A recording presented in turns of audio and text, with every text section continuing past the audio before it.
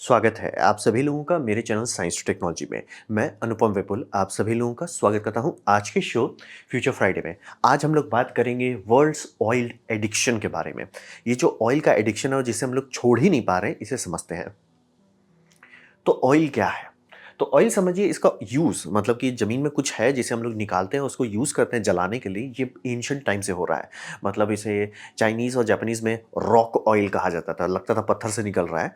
तो मतलब ये था। और अरब नेशंस में भी था, क्योंकि कई-कई सारे ऑयल स्प्रिंग्स जो थे वो ऑलमोस्ट ज़मीन के पास रहते थे, मतलब थोड़ा-सा ही खोदने पे मिल जाता था। तो ऑयल का यूज़ जो है बहुत पहले से हो रहा है, ये कोई नई बात नहीं है। लेकिन जो मॉडर्न यूज़ है कि ऑयल निकालते हैं, उसे रिफाइन करते हैं, ये स्टार्ट हुआ है मतलब समझिए 1800 से, लेट 1800 से मतलब। और ये सब जो सिस्टम कि हम ऑयल को माइन करेंगे, ऑयल को क्रूड ऑयल का डिस्टिलेशन करेंगे। तो पहला डिस्टिलेशन बहुत बेसिक था, तो उसमें सिर्फ केरोसिन निकलता था यूज़फुल। लेकिन केरोसिन एक यूज़फुल लिक्विड फ्यूल बना और गाड़ी पूरी दुनिया के केरोसिन से ही खुली है। मतलब क्रूड ऑयल का जो मॉडर्न वर्ल्ड है, उससे पहले था कि उससे थोड़ा बिस्मथ के जैसा कुछ किया जाए, ये किया जाए, वो किया जाए। लेकिन एक फुल फ्लेज जिसे आप मॉडर्न से समझ पाओगे, वो केरोसिन से गाड़ी खुली है। और फिर समझते हैं कि गाड़ी कहाँ से आई। फिर आई आपका रूडोल्फ डीजल, ये जनाब जी जीनियस लेवल इंटेलेक्ट। इन्होंने डीजल इंजन बनाया, और ये बात समझना ज़रूरी है, उस टाइम डीजल नहीं था। रूडोल्फ डीजल के नाम पे इंजन को डीजल इंजन कहा जाता है। और रूडोल्फ डीजल जिस टाइम अपना इंजन बनाए थे, तो चलाते क्या थे? Vegetable oil, peanut oil. वो ऑयल पे चलता है, जैसे मतलब सरसों का तेल पे आप चला सकते हो, मतलब खाने वाला जितना तेल है सब पे चल सकता है। इसीलिए आज का भी डीजल लीजिए, क्योंकि वो कंप्रेशन पे चलता है, वो आराम से कंप्रेस होता है, ज़्यादा इफिशिएंट होता है। जब इनका डेथ हुआ, जो कि मिस्टीरियस सर्कमस्टेंस, उसके बाद ऑयल कंपनीज ने क्लेम किया कि हमारे क्रूड ऑयल के रिफाइनमेंट प्रोसेस, जहाँ केरोसिन निकाल ही रहे थे, सर साइड में एक चीज़ नहीं और निकलता है, डीजल, जिसे हम लोग फेंक देते थे, कोई यूज़ नहीं था। लेकिन डीजल डीजल इंजन में बहुत बढ़िया चलता है। तो ये गाड़ी वहाँ से खुल गई। तो डीजल समझिए दुनिया का पावर बन गया। क्योंकि डीजल उस टाइम, मतलब जो एकदम बात कर रहे हैं आपका 1896 में जब बनाया गया था, तो बड़े बड़े होते थे। लेकिन वो स्टीम इंजन्स को धीरे धीरे रिप्लेस करना शुरू कर दिया। शुरू शुरू का रिलायबल नहीं था। ऑब्वियसली कोई भी चीज़ आप आज रिलायबल देखते हो, तो गारंटी दिया जा सकता है 1-2 हज़ार पीस बनाए गए होंगे जो खराब होगा। तो वो काफ़ी टाइम लगा, लेकिन धीरे धीरे लोगों को समझ में आ गया डीजल ही भविष्य है बड़े चीज़ों का। यानी कि शिप्स में इस्तेमाल होने लगा, जहाँ पे स्टीम लोकोमोटिव होता था वहाँ डीजल आने, मतलब धीरे धीरे डीजल पावरफुल चीज़ के लिए यूज़ होने लगा। फिर उसके बाद समझिए कि आपका फोर्ड ने ये मॉडल टी बनाया। अब मॉडल टी में सबसे इंटरेस्टिंग बात था कि ये मतलब पेट्रोल के जैसा पे चलने लगे, और ये उस टाइम पे एथेनॉल पे चला रहे थे। और इसके बाद इंटरनल कंबस्शन इंजन कॉमन हो गया। रूडोल्फ डीजल ने जो इंजन बनाया, वो वर्ल्ड के लिए हैवी लोड का काम कर रहा था सर, कि मतलब क्रूज शिप्स हो जाए, वॉरशिप हो जाए, बड़े बड़े लोगों का बड़ा बड़ा काम कर रहा था। हेनरी फोर्ड ने जो काम किया, इसके बाद हो गया कि कंबस्शन इंजन आम लोगों की आम जिंदगी में आ गया, कि अच्छा ट्रेन में नहीं, मतलब मेरे गाड़ी में है। ये काफ़ी कॉमन बात हो गया मॉडल टी के बाद से। ये हो गया आपका 1908, मतलब समझ काफ़ी पहले की बात हो रही है, लगभग एक सेंचुरी से पहले की बात हो रही है। और उसके बाद समझिए कि हम लोग को पंख लग गया। ये हुआ 1903 में। राइट ब्रदर्स ने जो राइट फ्लायर्स बनाया, यानी कि ये पहली बार। अब हम लोग को पंख हो गया, यानी कि ईंधन का अब ज़रूरत समझ में आ गया। तो वही समझिए, यहाँ से गाड़ी खुली है ऑयल का। हमें बहुत पहले से पता था कि ऑयल है। कुछ कुछ सिविलाइजेशन में ऑयल को निचोड़ के उससे जो बिस्मथ बनता था, उसका यूज़ होता था। मतलब रोड्स बनाने में बहुत सारी चीज़ हम लोग बहुत पहले कर चुके थे। लेकिन जो क्रूड ऑयल है, उसे रिफाइन करके अलग अलग प्रोडक्ट निकाल के अलग अलग यूज़ कर सकते हैं। ये आपका शुरू हो गया 18 मतलब अराउंड 1875 के आसपास में। फिर रूडोल्फ डीजल ने गाड़ी खोल दिया 1896 में। फिर हेनरी फोर्ड ने पेट्रोल का खोल दिया 1908 में। और फिर जब 1903 में जब प्लेन बन गया, तब हो गया कि भैया गाड़ी खुल गई है, अब हमें फ्यूल चाहिए। तो ऑयल पुराना है, समझना ज़रूरी है। 1 साल का हमारे पास एक्सपीरियंस है ऑयल चलाने का। ये पहले मतलब किसी म्यूजियम में रखा हुआ है, बहुत बहुत पहले का ऑयल लैंप है। तो अब बात करते हैं एनर्जी का। तो एनर्जी समझिए कि हम लोग को अपनी ज़रूरतों के लिए बहुत एनर्जी चाहिए। हर दिन हर मामले में हम लोग जितना एनर्जी कंज्यूम करते हैं, ये काफ़ी सिग्निफिकेंट है। बम बम है, हष्ट पुष्ट तंदुरुस्त है। हम लोग बहुत एनर्जी खाते हैं। अब रहा बात कि क्या आज के टाइम में आप कोयला को हटा सकते हैं? आराम से। सोलर, विंड, जियोथर्मल, टाइडल, बहुत सारा एनर्जी सिस्टम है जो आपको स्टैटिक लोड्स को, यानी कि मेरे को वायर से कहीं बिजली आ रही है, अब भी संभाल लिया जाएगा, कोई टेंशन नहीं लेना है। टिकट इनको कोई दिक्कत नहीं है। लेकिन जैसे मोबाइल लिंक में आते हैं कि आप मूव कर रहे हो, किसी चीज़ से कनेक्टेड नहीं हो, यहीं पे हमारा वीक लिंक है। क्या हम लोग कोयला को परमानेंटली हटा सकते हैं? वो हट ही जाएगा कुछ साल के अंदर। वो हो गया, गाड़ी उसकी खुल गई है। लेकिन जहाँ पे मूव करना है वहाँ पे हम लटक जा रहे हैं। तो उसमें क्या कर सकते हैं? अगर आपको मूव करना है तो आपको क्या चाहिए? आपको चाहिए डेंसिटी, जिसे हम लोग कहते हैं वॉल्यूमेट्रिक डेंसिटी, यानी कि वॉल्यूम में आप कितना एनर्जी ले जा रहे हो, ये समझना जरूरी है। गैल्वोमेट्रिक डेंसिटी आपको मूर्ख बना सकता है। गैल्वोमेट्रिक डेंसिटी क्या होता है? वो मेगाजूल पर किलोग्राम में बताया जाता है, यानी कि देखो भैया ये इतना बड़ा 1 किलोग्राम हाइड्रोजन कितना एनर्जी रखता है, उसे हम लोग कहेंगे गैल्वोमेट्रिक। वो यूजलेस है। आपको वॉल्यूमेट्रिक देखना है। सर एक जगह में कितना अटेगा, जैसे कि अगर आप प्लेन चला रहे हैं, अभी प्लेन में कितना पेलोड की जगह है, कितना फ्यूल की जगह, ये सब मायने रखता है ना। अगर आपका फ्यूल हाई डेंसिटी नहीं है तो लिटरली वो सर प्लेन में जगह कम है, वो फ्यूल टैंक ही ज़्यादा बड़ा, जैसे रॉकेट्स में होता है। तो ये समझना बहुत ज़रूरी है। तो फिजिक्स इस मामले में बोल रहे हैं 1 सेंचुरी से हम लोग काम कर रहे हैं। क्लियर हो गया कि मोबाइल चीज़ है, यानी जैसे आपका कंटेनर शिप्स हो जाए, आपका रोड ट्रेन्स हो जाए, एयरक्राफ्ट हो जाए, ये सबको एनर्जी चाहिए और इसको हम लोग अभी एक्चुअल कोई सोल्यूशन नहीं है। तो क्यों ऐसा है? वो है कि हाइड्रोकार्बन के सिवा और कोई चीज़ सूट नहीं करेगा इसको। क्यों? क्योंकि आपको हाइड्रोजन का अगर मूर्ख बनाना है तो आपको बोल दिया जाएगा देखो भैया हाइड्रोजन में बहुत ज़्यादा है, अराउंड 120 मेगा जूल पर किलोग्राम है। बस जो कि लोग स्कूल में पढ़ाई नहीं करते हैं तो उनको समझ में नहीं आता किलोग्राम का कोई मतलब नहीं, सर लीटर में कितना अट रहा है। तो अगर आपको मैं देता हूँ 1 लीटर बॉटल, या आपके गाड़ी में टंकी का जो जगह है कितना लीटर है आप जगह जानते हो, वो आप करो कि हम लिक्विड हाइड्रोजन भर देते हैं उसमें, तब पता चलेगा भैया लिक्विड हाइड्रोजन को अगर आप भरते हो 1 लीटर में, वो आपका आएगा सिर्फ 10। अब उसको कंपेयर करते हो डीजल से, डीजल पहुंच जाएगा भाई 38 पे। इसी कारण से ये सब आपका डीजल के ऊपर वाले पे चलता है, यानी कि जेट फ्यूल पे, यानी किरोसिन पे। ये समझना बहुत ज़रूरी है। थैंकफुली मैंने नोटिस किया कि पायलट्स इकलौते ऐसे लोग हैं जो ये हाइड्रोजन का वीड नहीं फूक रहे हैं। वो सीधे बोल रहे हैं सर जितना हम लोग को डेंसिटी चाहिए वो आपका हाइड्रोजन में नहीं आएगा। और ये मैं लिक्विड हाइड्रोजन की बात कर रहा हूँ, वो जो आप गाड़ी में भी यूज़ नहीं कर सकते। आपको चाहिए हाई कंप्रेशन वाला हाइड्रोजन, जो कि आपका 700 बार हो, वो आपका 5-6 तक उतर जाएगा। आपका अगर लो कंप्रेशन वाला जैसे कि सीएनजी वाला प्रेशर पे यूज़ करेंगे 350 बार्स पे, वो आपका इतना कम है कि कंपेयर ही नहीं हो सकता। तो वही समझिए मेगा जूल पर लीटर हाइड्रोकार्बन का धरती के एटमॉस्फेयर में जीजी है। इसमें कंपेयर नहीं करना है, मैथमेटिक्स नोन है, ये बदलेगा नहीं, ये कभी नहीं बदलेगा। और ये जो मैं ग्राफ दिखा रहा हूँ ये हर स्कूल बुक में होता है, हर यूनिवर्सिटी में होता है, लोगों को पढ़ाया जाता है, लोग एक्सपेरिमेंट करते हैं। और बैटरी सब पे भी ये लॉ लगता है, जैसे कि बैटरी में आपको दूसरे तरीके से बोला जाए, जैसे किलो वाट आवर पर किलोग्राम और होगा किलो वाट आवर पर लीटर। तो ये सब एकदम सिंपल चीज़ है। और दूसरी बात मतलब अगर आप मेगा जूल के बारे में बात करें तो एक चीज़ और आता है कि स्टैंडर्ड टेम्परेचर और प्रेशर में, यानी कि अगर आप किसी ऐसे जगह जैसे यूरोपा पे आप चले जाते हो, यूरोपा इतना ठंडा है कि वहाँ पे आपका हाइड्रोजन बहुत अच्छा रहेगा, क्योंकि वो ठंडा है सर, कंप्रेस करना बहुत आसान हो जाएगा और आप प्लूटो तक चले जाते हो सर, आपका हाइड्रोजन ऑलमोस्ट ये बन जाएगा, क्या बोलते हैं, सॉलिड हो जाएगा, फ्रीज हो जाएगा, तो वो बहुत बढ़िया रहेगा। लेकिन सर हम लोग वहाँ नहीं रह रहे हैं ना, हम लोग धरती में रह रहे हैं। तो धरती का जो स्टैंडर्ड टेम्परेचर एंड प्रेशर है, इसमें कौन सा फ्यूल स्टेबल है, यहीं पे हाइड्रोकार्बन जीतता है कि आपको उसके लिए लोड नहीं लेना है। आप उसे पानी का बोतल में भी रख सकते हो, वो सही सलामत रहेगा, कोई दिक्कत नहीं है। तुरंत आग भी नहीं पकड़ेगा, तुरंत कंप्रेशन भी नहीं चाहिए उसको, वो लिक्विड है, रूम टेम्परेचर पे, रूम प्रेशर पे। यही आप जैसे देखते हो एलपीजी, एलपीजी को आपको प्रेशर डालना पड़ता है लिक्विफाई करने के लिए। आप डीजल, पेट्रोल, किरोसिन के बारे में देखोगे कोई टेंशन नहीं है सर, वो लिक्विड ही है। तो इसी कारण से हम लोग हमेशा क्रूड ऑयल प्रोडक्ट्स पे ही जाते हैं और खासतौर पे हाइड्रोकार्बन पे ही जाते हैं कि स्टैंडर्ड टेम्परेचर एंड प्रेशर, यानी कि आपको टैंक को प्रेशराइज नहीं करना है और आपको उसको ठंडा नहीं करना है, वो बस चिल मारिए। और चिल का मतलब 50 डिग्री सेल्सियस 60 डिग्री सेल्सियस तक रह सकता है, डीजल 70 डिग्री तक स्टेबल रह सकता है। तो और रहा बात 70 डिग्री से ऊपर अगर जा रहा है तो आप खतरे में हो, डीजल का छोड़िए।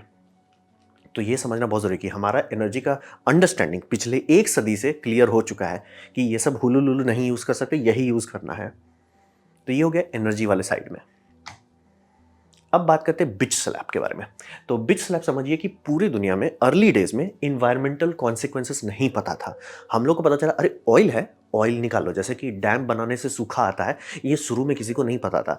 पेपर पे लोगों ने मैथमेटिक्स किया था कि सर नदी का जो सरफेस एरिया है उसे हम कई गुना बढ़ा दे रहे हैं, प्लस जो डाउन स्ट्रीम है उसका फ्लो इतना कम कर दे रहे हैं, क्या उससे इवेपोरेशन होगा? होगा थोड़ा सा, क्या फ़र्क पड़ेगा, नदी है, नदी को कुछ नहीं होगा। 5 साल बाद सर नदी गायब हो गया। चाइना से पूछिए क्या होता है, चाइना ज़रूरत से ज़्यादा बनाया तो खत्म हो गया। इंडिया में देखिए इतने सारे नदी थे, एक एक करके सब गायब होने लगे, डैम बनाते चले गए, नदी गायब होते चले गए, ये बाद में पता चलता है। तो वैसे ही समझिए कि इन्वायरमेंटल इफेक्ट जो था फॉसिल फ्यूल का हमें नहीं पता था। लेकिन उसके बाद भी ये एकदम मैं क्लियर कर रहा हूँ, इसलिए बोलता हूँ कभी आप किसी को रिन्यूएबल टेक्नोलॉजी ऐसे नहीं बेच सकते कि पर्यावरण का भला होगा, आप मूर्ख हो। आपको बेचना होगा ना, सर आप फॉरेन कंट्रोल चाहते हो अपने देश में, जैसे इंडिया है, हमारे पे बाहर के देशों का पूरा कंट्रोल है। ओपेक हमारी बैंड बजा सकता है, रशिया हमारी बैंड बजा सकता है। क्यों? हमारे पास अपना क्रूड ऑयल सोर्स नहीं है, हम लोग लटक जाएंगे, और अपना हो भी नहीं सकता, किसी भी देश का अपना लॉन्ग टर्म नहीं हो सकता, खत्म हो ही जाएगा। तो ये सबको पहले से पता था। तो हुआ ये कि ओपेक ने तमाचा मार दिया, पूरे वेस्ट को तमाचा मारा। ये ऑयल एम्बार्गो किया गया था। तो ऐसा क्यों हुआ था? जो अभी आप न्यूज़ में देख रहे हैं, फोर्थ अरब एज इजराइल वॉर हुआ था, और इस टाइम इजराइल पूरी दुनिया को हिला दिया कि भैया हम सबसे लड़ रहे हैं, सबसे संभाल। इसे अरब है, वो एक इजिप्ट से नहीं लड़ रहा था, सबसे लड़ रहा था, सबको संभाल लिया था। इजिप्ट हुआ, ये 1973 में हुआ। तो इसराइल लड़ा और जीत गया, और नेगोशिएशन को कंट्रोल करने के लिए ओपेक ने बोला कि सर हम तेल का प्रोडक्शन काट देते हैं ताकि आप थोड़ा अच्छे से नेगोशिएट करो। मतलब उनका आर्म ट्विस्ट कर रहे थे। ये हो गया था अमेरिका का हालत, सारे पेट्रोल पंप खत्म हो गए थे। तो ये एक अमेरिका को एक बिच स्लैप था कि सर बाहर का चीज़ पे आप रिलाई करोगे तो आपके लिए प्रॉब्लम है। और बोलोगे नहीं वो जाके अटैक कर सकते हैं। सर वो सुनने में बहुत अच्छा लगता है, किसी पे अटैक करना, लड़ाई करना बच्चों का चीज़ नहीं है, और तेल का दाम और महंगा हो जाएगा। तो ओपेक ने जो तमाचा मारा, तो हो गया कि भैया कुछ करना पड़ेगा। ये हम लोग बात कर रहे हैं इस टाइम में 1974 के आसपास में। तो और 2000 होते होते तक, यानी ईयर 2000 होते तक ग्लोबल वार्मिंग का भी लोगों को समझ में आ गया कि सर ग्लोबल वार्मिंग है, रियल है। 2010 तक सब लोग सीरियस होना शुरू हो गए। तो अब आप देख सकते हो कि 1974 में अगर प्रेसिडेंट्स ने, अमेरिकन प्रेसिडेंट है, और रहा बात कि मैं अमेरिका पे क्यों फोकस कर रहा हूँ, वो अनफॉर्चुनेटली एप्पल हैं दुनिया के। मतलब कि अगर वो जो करेंगे पूरी दुनिया वही करेगी, अगर वो बेवकूफ़ी करते हैं हम भी वही करेंगे अनफॉर्चुनेटली। तो अगर अमेरिका बोलता है कि हम ना एथेनॉल का वीड फूकेंगे, हम लोग भी वही करेंगे। तो ये सोचिए कि उतना टाइम पहले इनको बुद्धि आ गया, इन्वायरमेंटल के लिए नहीं लेकिन फॉरेन कंट्रोल के लिए आ गया उनको बुद्धि की। At the end of this decade in year 1980 the United State will not be dependent on any other country for its energy we need. बहुत लॉजिकल बात है कि मैं किसी दूसरे पे डिपेंडेंट क्यों रहूं। जैसे इंडिया है, अभी कल को ओपेक बोलता है ना मैं इंडिया की ले लेता हूं, हम लोग सही में कुछ नहीं कर सकते। कल को रशिया बोलता है नहीं नहीं मैं ले लेता हूं आपकी, हम लोग सही में कुछ नहीं कर पाएंगे। तो ये उनके साथ हुआ, तमाचा पड़ा, ओपेक ने तमाचा मारा, हक्का पकोगे, बुद्धि लगाए, ठीक है। ये हुआ 1974। फिर दूसरे प्रेसिडेंट आए, ये हुआ 1975, सेम स्टेटमेंट कि हम ये इतना ऑयल का घटा देंगे। फिर आपका दूसरा आ गया जिमी कार्टर, ये हुआ 1979 में, यही डायलॉग, कुछ नहीं बदला। और आप देखिए परसेंटेज बढ़ते जा रहा है, 36% इम्पोर्ट था, 36.1% इम्पोर्ट है, 40.5% इम्पोर्ट है। फिर आपका ये रेगन आ गया, ये आपका आ गया 1981 में, ये आपका 43% तक बढ़ चुका है। फिर आपके ये आई थिंक बुश आ गए, जॉर्ज डब्ल्यू बुश के बड़े बाप, तो बुश आ गया, वो उस टाइम 47.2% था। ये 1992 में हल्ला किया कि हम ऑयल घटाएंगे। फिर आपका दूसरा प्रेसिडेंट आ गया, ये आया आपका 1995 में, और ये कह कि हम नेशनल घटाएंगे, उस टाइम वो 49.8% हो गया। और फिर आप देखोगे कि जब W Bush, George W Bush आ गया, वो आ गया आपका 2006 में, वो भी हल्ला किए कि हम ये कर देंगे, घटा देंगे। और फिर आ गया ओबामा, ओबामा भी कि हम घटा देंगे, उस टाइम तक 66.2% हो गया। इतने लोग मेहनत किए और कुछ नहीं हुआ सर। परत दर परत, परत दर परत, परत दर परत, सब। और बाय द वे इसके बाद लेटेस्ट वाला का फोटो नहीं था क्योंकि आर्टिकल थोड़ा पुराना है, कि मतलब ट्रंप भी वही कहा और बाइडन भी वही कहा, और वो परसेंटेज बढ़ते चला जा रहा है, 66 से अब ज़्यादा हो चुका है। कि मतलब हर प्रेसिडेंट को पता है कि अगर हम दूसरे पे डिपेंडेंट हो जाते हैं तो वो हमारी ले सकता है, और बात बात के लिए हम लड़ने चले जाएंगे। सोल्जर्स फ्री के नहीं आते हैं, सोल्जर को भी खिलाना पड़ता है। तो मतलब जेन्युइनली एक हेडेक बन गया, और कोई नहीं इसको सॉल्व कर पा रहा है। समझ रहे? मतलब 1974 में कि नहीं हम बाहर डिपेंडेंट नहीं रहेंगे, बहुत अच्छा गोल है, आधा दुनिया का समस्या खत्म हो जाएगा, लेकिन नहीं कर पाए। ये भी हम करेंगे, नहीं कर पाए, ये करेंगे, नहीं कर पाए, ये करेंगे, नहीं कर पाए। 8 प्रेसिडेंट्स की बात हो रही है, बाय द वे अभी 10 हो जाएगा क्योंकि बाइडन में कोई खास कुछ कर नहीं पाया। तो ये था बिच स्लैप रियलिटी का, कि सोचने का आप सोच लो, ट्राई करने का कर लो, लेकिन सबक नहीं सीखोगे, रिपीट करते चले जाओगे। वही देखिए 36 पे वो रो रहे थे, अभी 66 हो गया है। मतलब और डिपेंडेंट हो गए, और वाट लग रही है। आपको क्यों लगता है कि F-35 को सऊदी अरेबिया को क्यों बेच रहे हैं? ऑयल। तो अब बात करते हैं इसमें हुआ ट्रेजेडी जो। तो ट्रेजेडी सबसे दुखद बात यह है ना कि एक्चुअली ऐसा होने की ज़रूरत नहीं थी। एक्वाटिक स्पीशीज़ प्रोग्राम बनाया गया था 1978 में। तो ये प्रेसिडेंट जिमी कार्टर ने 1996 में इसे ये मतलब 1978 में खोला था, और इस 2 मतलब दशक चला, डेकेड चला, 20 ईयर्स के आसपास, और 1996 में इसे बंद कर दिया गया। अब रहा बात प्रोजेक्ट का कॉस्ट कितना था, मतलब रिसर्च प्रोजेक्ट आप बनाते हो खर्चा होगा 25 मिलियन। कितना है ये? एक फाइटर जेट 25 मिलियन चिल्लर छुट्टा है उस टाइम का भी। आप इन्फ्लेशन करो, वो ज़्यादा बड़ा नहीं है। अब रहा बात को उनका क्या है, the best the brightest America के पास जाता, सब लोगों को तोड़ पड़े कि भैया तुमको सॉल्व करना है।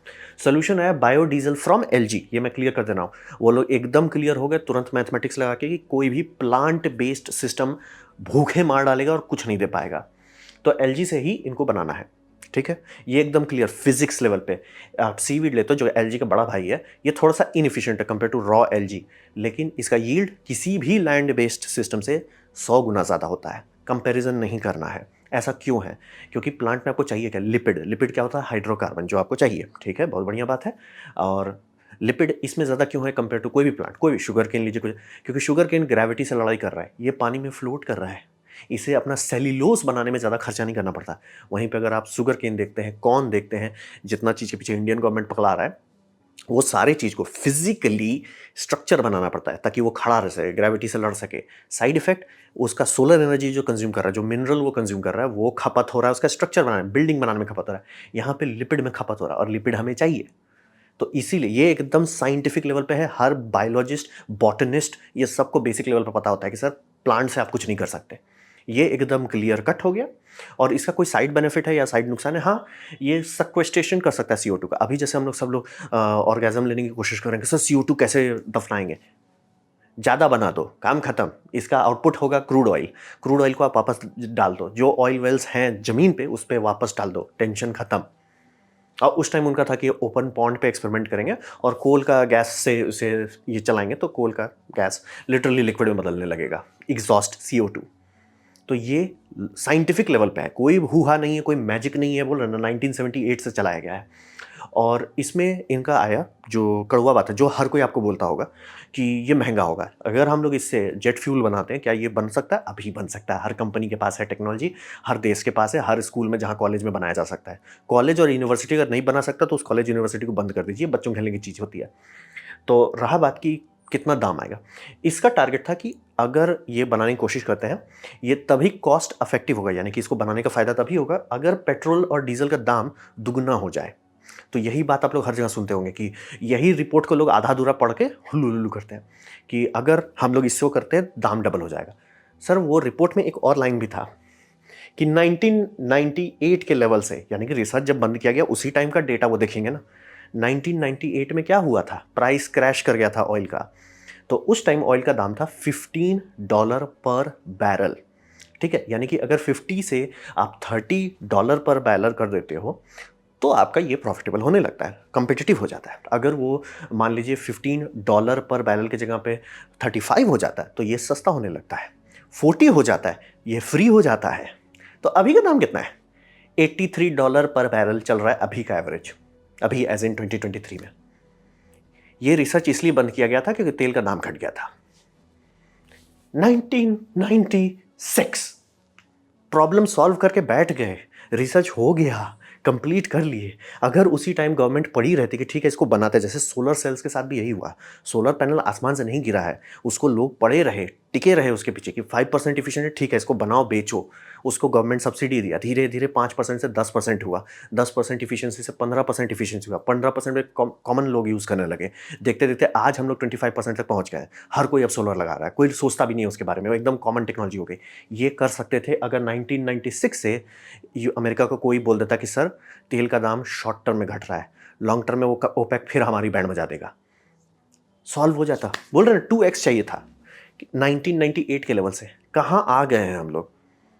और वही सीवीड को अगर आप उस पेपर में पढ़ेंगे दूसरे नाम से बोला जाता है, माइक्रो एलजी के नाम से, क्योंकि ये एलजी सेलुलर लेवल पे है, ये माइक्रो एलजी है। तो सीधा लैंड बेस पे कुछ नहीं हो सकता, फिजिक्स आप नहीं ब्रेक कर सकते।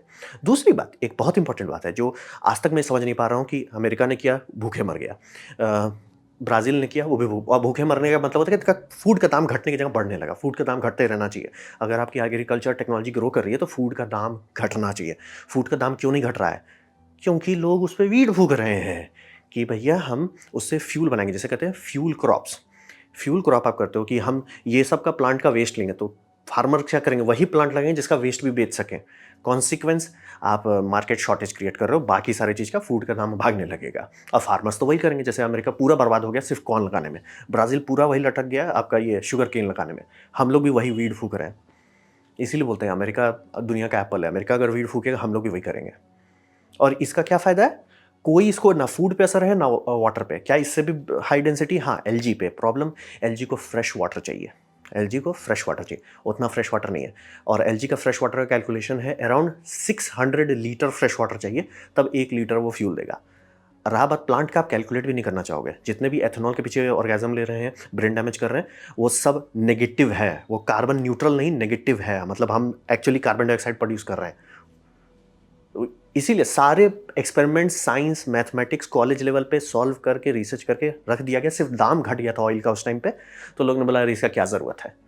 थोड़ा सा लॉन्ग टर्म करते तो ये प्रॉब्लम सॉल्व हो जाता। देश लड़ाई झगड़ा करने की जगह ओ हमारे पास अपना है, खासतौर पे जितने देश जिनका सी बॉर्डर है जैसे कि इंडिया, ये एक बहुत दुखद बात है। मतलब समझ 1996 में सॉर्ट करके रख दिए, 25 मिलियन में सॉर्ट हुआ सर। एक मतलब एक एक दिन का वो लोग कितना बिलियन डॉलर्स खर्च कर रहे थे इराक ईरान वॉर के चक्कर में। लाइक फ्री में आपके पास जवाब आ गया। अब वही बोल रहे हैं कि जो सब लोग आपको वीड फुकाएंगे ना कि दाम डबल होगा, और रहा बात अभी भी मान लीजिए, अभी भी कोई कैलकुलेट करके बोलता नहीं देखो सर अभी भी $80 आ जाएगा ऑलमोस्ट, ठीक है कोई बात नहीं है, आप जानते हो ना कि कल इसका दाम फिर बढ़ेगा, गारंटीड है, फिक्स है, एब्सोल्यूट है, दाम बढ़ेगा ही। तो क्यों ना आज करना शुरू करो। हम लोग किए सोलर में, फ़ायदा हो गया सबका, विंड में किए फ़ायदा हो गया सबका, यहाँ पे कर देंगे सबका प्रॉब्लम सॉल्व हो जाएगा। और आपको गाड़ी नहीं चेंज करना पड़ेगा, उसमें नया हुलुलुलु नहीं लगाना होगा, नए पेट्रोल पंप्स नहीं बनाने होंगे, जिन लोगों को ज़बरदस्ती आग नहीं लगाना होगा, क्योंकि एथेनॉल बहुत जल्दी जलता है, एल्कोहल ग्रुप में है ना, हाइड्रोकार्बन नहीं हो, एल्कोहल ग्रुप है, उसमें ऑक्सीजन रहता है, बहुत अच्छा जलता है वो, बहुत ज़्यादा ही अच्छा जलता है, और एनर्जी भी कम होता है। तो ये ट्रेजेडी बहुत दुखद है दुनिया के लिए कि बना के सॉल्व करके रख दिए और लोग उसका सिर्फ एक गलत बात पकड़ लिए हैं कि रेट 2x होगा। सर फ्यूल का दाम आप आज भी करके तो ना $90 पर बैरल का आउटपुट आ रहा है, वो कुछ दिन के अंदर हो जाएगा $90 नॉर्मल क्रूड ऑयल, और आपके पास इंडिपेंडेंस आ जाएगा। आपको दूसरा देश बोलेगा हम आपका तेल कम कर देंगे, आप बोले बैक। तो यही ट्रेजेडी, बहुत गंदा दुखद ट्रेजेडी है। अब बात करते हैं स्टुपिडिटी। वो तो ट्रेजेडी था कि हम लोग मतलब एक समझ रहे सोल्यूशन आके छोड़ दिए। अब यहाँ पे मुझे जो एक्चुअली दुखद होने लगा है आजकल, कि मुझे लगता नहीं कि हम लोग चाहते हैं ग्लोबल वार्मिंग सॉल्व करना। मतलब मैं जो बता रहा हूँ ये हर कोई जानता है, हर साइंटिस्ट जानता है। जैसे कि मैं बोल रहा हूँ कि हाइड्रोजन पे आप प्लेन नहीं बना सकते, तो क्या बोइंग का इंजीनियर को नहीं पता? उसको मेरे से ज़्यादा पता है, तो वो क्यों बना रहा है? वो नहीं बनाना चाहता है, गवर्नमेंट ने लॉ लगा दिया कि हम हाइड्रोकार्बन को बैन कर देंगे, तो वो करे क्या? अमोनिया अब टॉक्सिक होता है, बचा हाइड्रोजन, हाइड्रोजन में प्लेन नहीं चल सकता, लेकिन उनको चलाना पड़ रहा है। देखिए इतना बड़ा, इसमें एयरबस A380 है, रियल मॉडल बनाने की कोशिश कर रहे हैं। उसमें क्या बायोफ्यूल पे कभी एक्सपेरिमेंट किया कि हाँ प्लेन कैसा दिखता था, सेम, फ़र्क नहीं पड़ता है। उसमें हाइड्रोजन के छोटे से इंजन डाल के ना छोटे से उलू लुलू कर रहे हैं। इट्स लाइक हम लोग लिटरली उस जगह पे आ गए ना जहाँ पे बस बिच एंड मोन करने का मन करता है कि लाइक अरे ये तकलीफ है, दुनिया तबाह हो रही है। सर सॉल्व कर दो ना, प्रॉब्लम है सॉल्व कर दो। अगर हमारे पास साइंस या इंजीनियरिंग नहीं होती कि सर क्या करें, जैसे एक होता है ना कि सर अरे इसका सोल्यूशन क्या है, एक भी प्रॉब्लम मुझे अभी तक ऐसा नहीं मिला जिसका सोल्यूशन नहीं है। अब बोल रहे 1996 में सॉल्व करके रख दिए, खत्म। और उस टाइम के अभी साइंटिस्ट लोग रो रहे हैं कि भैया उन्होंने मतलब अराउंड 3000 स्ट्रेन्स को डेवलप किया था जो लिपिड कंटेंट बहुत ज़्यादा देते थे। उस टाइम दाम कम था तो बहुत लिपिड कंटेंट के पीछे भाग रहे थे कि लिपिड कंटेंट एकदम कम कर दो, और गवर्नमेंट ही इसको रिसर्च कर सकते हैं क्योंकि लॉन्ग टर्म है। प्राइवेट कंपनी शॉर्ट टर्म देखती है तो नहीं कूद सकती, लॉन्ग टर्म चाहिए आपको, कम से कम 10 साल या 20 साल का। तो वो अगर करते रहती, अभी कोई सोचता भी नहीं, और ओपेक को फोर्स करना पड़ता अपना दाम कम करने के लिए। अरे देखो हम दाम बढ़ाएंगे, वो लोग अपना ही ग्रो करने लगेंगे, और धीरे धीरे हर कंट्री की भैया और उतना ट्रांसपोर्ट के करे कि उनसे नेगोशिएशन करे कि डॉलर दे, अरे सर अपना कर लो, लोड मत लो। तो वही समझ, साइंस और इंजीनियरिंग में हमारे पास हर वो टूल है जो पूरा ग्लोबल वार्मिंग का हर एक इशू सॉल्व कर सकता है, हर एक इशू। लेकिन है ना हम लोग बस बिच एंड मोन कर रहे हैं, बस बिचिंग एंड मोनिंग कर रहे हैं कि इसलिए हाँ इसलिए सॉल्व करो ना। मतलब मैं दोनों तरफ के मूर्ख को देख रहा हूँ। एक बोल रहा है कि अच्छा ऑप्शन अल्टरनेटिव क्या है, अल्टरनेटिव उसे नहीं पता कि सर आप ही के गवर्नमेंट ने अल्टरनेटिव बना के रख दिया था, अल्टरनेटिव नहीं पता। और जो गधे हैं वो गधे हैं। जैसे आप जर्मनी में देखिए प्रोटेस्ट कर रहे हैं, इट्स लाइक स्ट्रीट पे अपना हाथ, सर नदी उदी साफ करो, एक्चुअली कुछ भला होगा, नौटंकी। तो वही समझिए कि हम लोग जो ब्रेन डैमेज में अभी फंसे हैं, इसे हम लोग कहते हैं टेक्नो मैजिक के पीछे भाग रहे हैं। एग्जाम्पल देते हैं, इंडिया में रेलवे है, राइट? आपको पता है रेलवे में क्या होता है, प्लेटफॉर्म होता है, प्लेटफॉर्म में क्या होता है, कवर होता है, कवर में क्या लगाया जा सकता है, सोलर पैनल। सोलर पैनल क्या वहाँ सूट करेगा? हाँ, क्यों? क्योंकि पहली बात फिक्स जगह है, जमीन आपने खरीद ली है, रेलवे ने वो जगह खरीद ली है, उसका आप कुछ नहीं हो सकता। वो जमीन ऑक्यूपाइड है, ठीक है, यानी यूज हो रहा है, मल्टी यूज कर रहे हैं आप उसके ऊपर लगा के। इंडियन रेलवे का कैलकुलेशन है कि अराउंड अगर सारे जगह जैसे स्टेशन है सबको कवर कर देते हैं, 25% एनर्जी जो खपत हो रहा है रेलवे का, क्योंकि हमारा इलेक्ट्रिक रेलवे है, वो 25% सोलर ही दे देगा। समझ रहे कितना बड़ा बात होगा? लेकिन लोगों का क्या है ना कि अरे सर ये तो सॉल्व कर देगा प्रॉब्लम, हमको थोड़ा वीड चाहिए, हम एक काम करते हैं ना, रेलवे पटरी के नीचे लगाते हैं। ये लिटरली इस पे अभी लोग खर्च कर रहे हैं मिलियंस ऑफ डॉलर, और मैं नहीं देखना चाहता हूँ। मैं मनाता हूँ कि इंडिया में चलो मान लिया कि एक बार कोई मूर्ख हो गया कि सोलर रोडवे कर दिया, लेकिन सोलर रेलवे अगर कोई किया कि भैया यहाँ लगाने की जगह पटरी के नीचे लगाएंगे, तो आप खुद सोचो कि कैसे ये इंजीनियर्स ऐसे मूर्ख हो सकते हैं कि सब पटरी के नीचे लगाए ना कि ऊपर। मतलब यहाँ पे कोई और रहा बात, ये सब पैनल में ये समझिए सिलिकॉन होता है। सिलिकॉन क्या है? क्रिस्टल है। क्रिस्टल का क्या वीकनेस होता है? वो शैटर करता है, क्रैक करता है। अगर आप उसी जगह पर रखते हो और ट्रेन ऊपर से चलता रहेगा तो वो क्रैक कर जाएगा। तो वही बात है कि मतलब हम लोग लिटरली चाह नहीं रहे हैं प्रॉब्लम सॉल्व करना, हम लोग बस ना गोल गोल हम ना एथेनॉल करेंगे। इट्स लाइक क्यों क्यों भूखे मारना चाहते हो अपने पब्लिक को? हर कोई रोएगा कि अरे सर हमारे खाने का दाम बढ़ गया। मतलब एक टाइम होता था कि 100 रुपये अगर आप लेके सब्जी खरीदने जाते हैं ना, बच जाता था पैसा। आजकल 100 रुपये लेके जाइए लोल, हाइड्रोजन करेंगे। इस लाइक उनको भी पता है, लेकिन हम लोग उस जगह में फंस गए हैं। जैसे कि हाइड्रोजन करेंगे, फ्यूल क्रॉप्स करेंगे, सोलर अंडर द स्टफ करेंगे, मतलब कि सोलर को हम रोड के अंदर डाल देंगे, पटरी के नीचे डाल देंगे। इट्स लाइक हम लोग, ये मुझे जनरली अब थोड़ा सा मैं बर्न आउट हो गया हूँ कि हम लोग सॉल्व नहीं करना चाहते ग्लोबल वार्मिंग, हम लोग बस रोना चाहते हैं। रोने में ऑर्गेज़म आता है कि सर दर्द हो रहा है, इट्स लाइक सॉल्व करो। इट्स लाइक नहीं नहीं नहीं सर, वो जो गवर्नमेंट ने वीड फूका था ना, मतलब कौन साइंटिस्ट है, कौन इंजीनियर है जो बोल देगा ये बेटर है कंपेयर टू सी वीड? कौन है? मतलब मैं जानना चाहता हूँ उसकी पढ़ाई इतनी खराब कैसे हो सकती है? अगर है इंडिया का कोई एजुकेशन सेंटर जो इतना बड़ा गंदा वीड फूका रहा है, हमारा देश खत्म। बोले 1996 में सॉर्ट करके रख लिया। खाने को खाना नहीं मिल रहा है, यहाँ इनको है ना कि सर उस पर हम वेस्ट से बनाएंगे। एथेनॉल बनेगा सर, और आपको इंजन फिर से रीडिज़ाइन करवाना पड़ेगा। समुंदर है सर, खाली पड़ा हुआ है। और रहा बात, समुंदर के बारे में मत बोलिएगा, क्योंकि अगर हम लोग ये सब करते रहे सब तबाह हो जाएगा। हाइड्रोजन हुलू लुलू करेंगे। तो वही बात है कि मतलब अब मैं उस जगह पे आ गया ना कि हम लोग सॉल्व नहीं करना चाहते, बस रोना चाहते हैं, रोने का बस मजा ले रहे हैं। ओह प्रॉब्लम, दुख, दर्द, कष्ट, पीड़ा। तो ये था मेरा प्रेजेंटेशन इसके बारे में, ऑयल का एडिक्शन जो हो गया है पूरी दुनिया को। उम्मीद करता हूँ आपको अच्छा लगा, कुछ सीखने मिला, कुछ समझ में आया। अगर ऐसा है लाइक कर दे, दोस्त से शेयर कर दे, उससे मेरा काफ़ी भला होगा। नहीं अच्छा लगा, नहीं पसंद आया, कोई बात नहीं, आप डिसलाइक दबा सकते हैं। मैं कहूँगा डिसलाइक 2 बार दबाएं, उससे मुझे पता चलो कितना नापसंद हुआ है। मैं आपसे कहूँगा कमेंट लिखे, मैं हर कमेंट को पढ़ने की कोशिश करता हूँ। आपसे कहूँगा सब्सक्राइब कीजिए, बेल दबाइए अगर आप फ्री हैं तो। आपने वीडियो देखा जान के मुझे बहुत खुशी हुई। धन्यवाद।